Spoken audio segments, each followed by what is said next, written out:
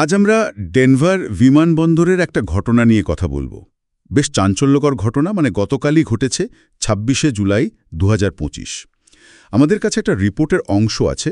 শিরোনামটা হলো ডেনভার বিমানবন্দর, অবতরণ গিয়ারের ব্যর্থতা ও অগ্নিশিখা।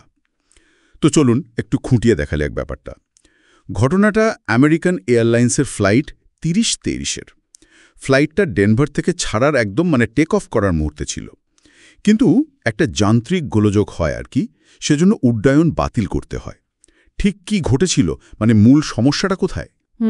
রিপোর্ট যা বলছে, সমস্যাটা শুরু হয়েছিল বিমানের ল্যান্ডিং গিয়ারে।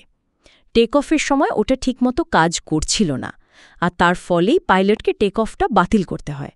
আর এই বাতিল করার প্রক্রিয়াতে ব্রেকে ভীষণ চাপ পড়ে, গরম হয়ে আগুন ধরে যায়। ওহ, তাই নাকি? হ্যাঁ, ব্যাপারটা বেশ গুরুতর, কারণ তখন বিমানে ছিলেন ১৭৩ জন যাত্রী আর ৬ জন ক্রু মেম্বার।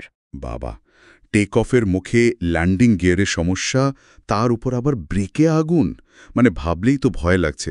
কিন্তু আমি শুনলাম সবাই নাকি নিরাপদে বেরিয়ে আসতে পেরেছে।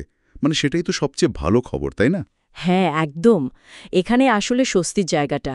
এত বড় একটা ঘটনা, আগুন লাগার মতো পরিস্থিতি, তার মধ্যেও বিমানে যে এমার্জেন্সি স্লাইড থাকে সেটা ব্যবহার করে প্রায় সবাইকেই নিরাপদে বের করে আনা সম্ভব হয়েছে।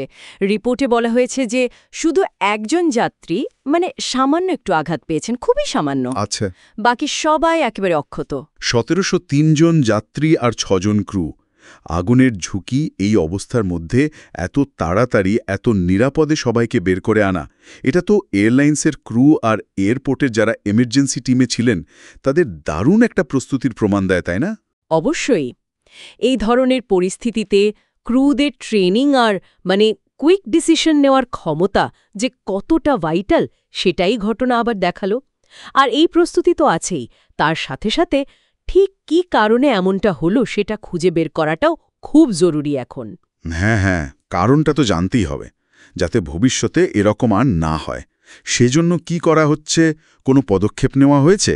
হ্যাঁ, ফেডারেল এভিয়েশন অ্যাডমিনিস্ট্রেশন FAA, তারা অলরেডি পুরো ঘটনার তদন্ত শুরু করে দিয়েছে। তারা খুঁটিয়ে দেখবে যে ঠিক কী ধরনের মেকানিক্যাল ফল্ট ছিল, বিমানের মেইনটেনেন্সে কোনো সমস্যা ছিল কিনা, বা অন্য কোনো ফ্যাক্টর কাজ করেছে কিনা। এই তদন্তের আসল লক্ষ্য হলো ওই মূল কারণটা খুঁজে বের করা আর ভবিষ্যতে নিরাপত্তা আরও কিভাবে বাড়ানো যায় সে ব্যাপারে সুপারিশ করা। আচ্ছা, তাহলে যদি পুরো ব্যাপারটা আমরা একটু সামারাইজ করি, আমেরিকান এয়ারলাইন্সের ফ্লাইট ৩২৩ ডেনভারে টেক অফ করতে গেল, ল্যান্ডিং গিয়ারে সমস্যা হলো, সেটার ফলে ব্রেকে আগুন লেগে গেল আর টেক অফ ক্যান্সেল করতে হলো। কিন্তু সবচেয়ে গুরুত্বপূর্ণ দিক হলো ক্রুদের তৎপরতায় আর এমার্জেন্সি সিস্টেমের জন্য প্রায় সবাই নিরাপদে বেরোতে পারলেন। আর এখন FAA কারণ জানতে তদন্ত করছে, এই তো। ঠিক তাই। আর এই ঘটনাটা কিন্তু একটা জরুরি বিষয়ে আবার সামনে নিয়ে আসছে।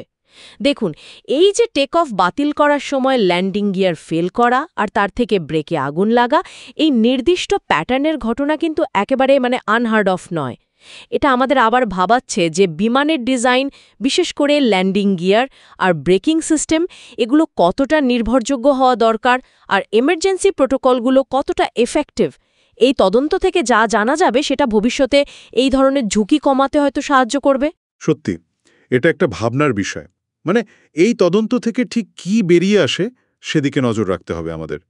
আচ্ছা, আপনি যে বললেন এই ধরনের ঘটনা একেবারে বিরল নয়, এটা কি আমাদের একটু ভাবায় যে হয়তো কোনো বিশেষ মডেলের বিমানে বা কোনো বিশেষ পরিস্থিতিতে এই ঝুঁকিটা কি একটু